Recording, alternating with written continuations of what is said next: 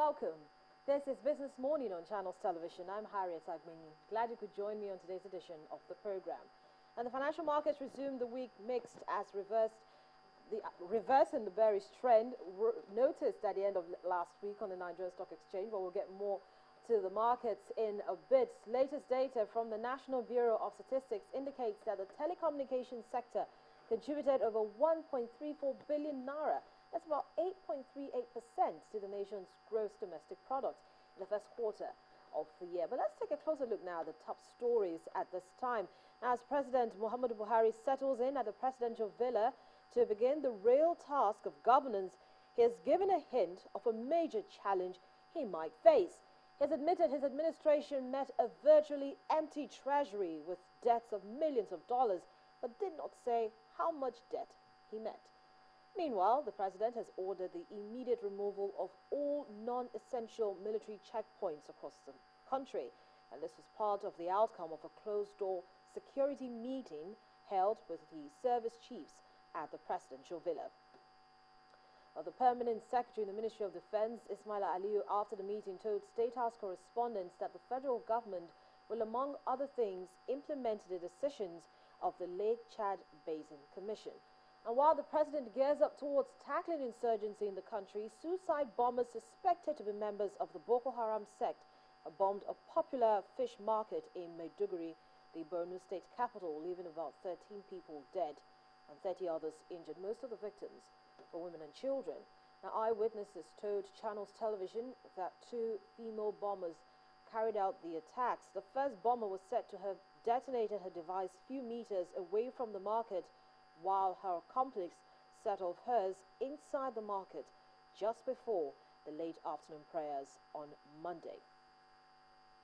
While that's happening, the United Nations High Commission for Refugees has asked the federal government to increase its attention on the plight of internally displaced persons.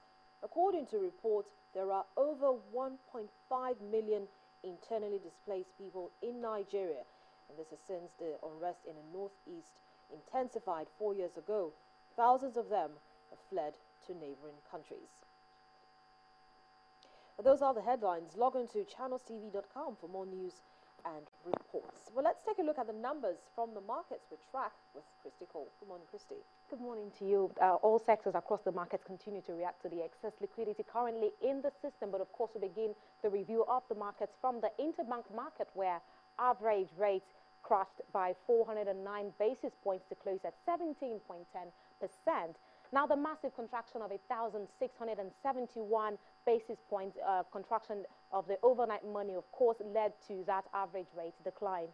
The 1-month NIBOR was flat at 15.8%, while the 3-month and 6-month rates respectively rose by 26 basis points and 9 basis points.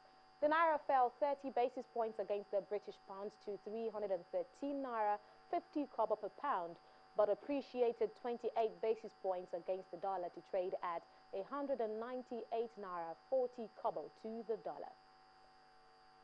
Renewed demand returned to the Treasury bills market as average yield rose 20 basis points to close at 13.60%. Demand pressures were witnessed across board, with the 94 DTM bill contracting the most by 83 basis points to close at 11.89%, while the largest expansion was recorded by the 66 DTM bill, which gained 19 basis points. Now, 4 of the 34 traded bills printed yield increases, while the remaining followed the broader market movement.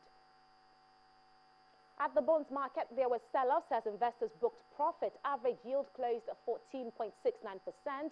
The sell-offs was concentrated between bonds maturing between 1 and 5 years, specifically the August 2016 to February 2020 bonds recorded 139 basis point expansion yield in total.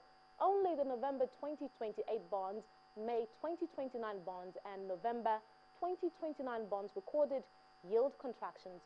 We move over to the equities market, which rallied, putting an end to 4 days of losses. The NSE All-Share Index gained 0.38% to 33,384.59 points, while market capitalization increased 43.28 billion naira to close at 11.40 trillion naira.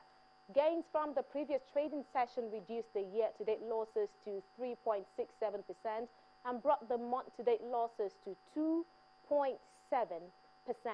Market breadth was positive as 27 gainers and 21 laggards were recorded.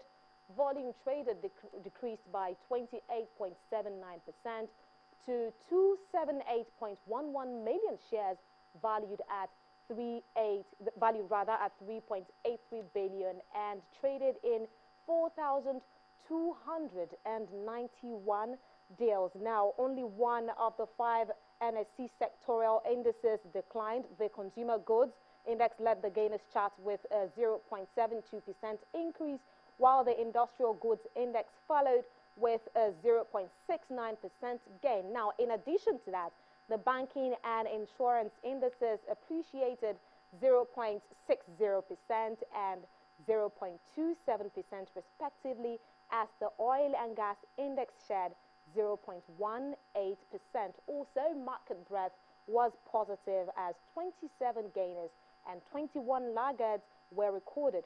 Volume traded at the close of session decreased by 28.79% to 278.11 million shares, valued at 3.83 billion and traded in 4,291 losses. Analysts at Cordros Capital, of course, expect the bargain hunting to continue at today's session, more so as a few stocks prices still present attractive